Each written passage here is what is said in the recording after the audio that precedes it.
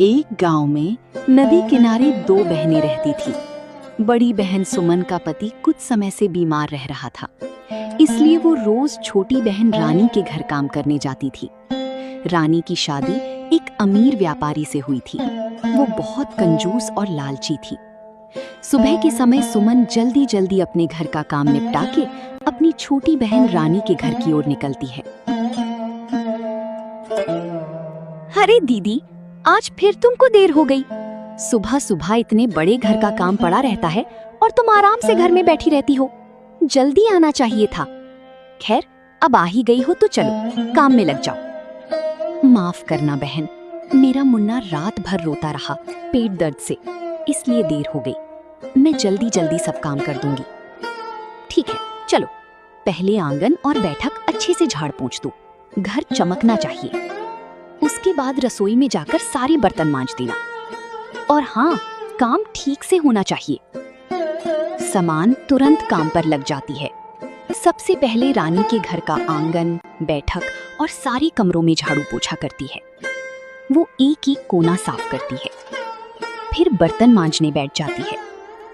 उधर रानी आराम से बैठकर चाय पीती है। अच्छा सुनो, सारे काम तो तुमने कर ही दिए हैं। अब ये ध्यान रखा है, इसमें से अच्छे अच्छे चावल चुनकर साफ कर दो। टूटा फूटा चावल और कचरा अलग कर देना। मेरे घर में सिर्फ बढ़िया चावल पकते हैं, समझी?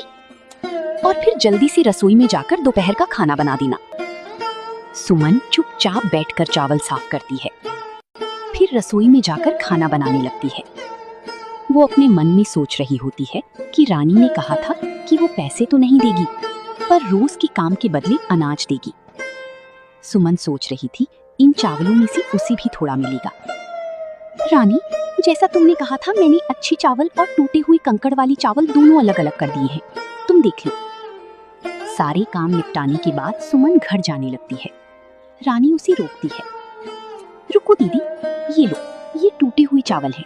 मेरे घर में इसे तो कोई खाता नहीं है, इसलिए तुम ही ले जाओ। तुम्हारे घर में तो ये आराम से सब खा लेंगे।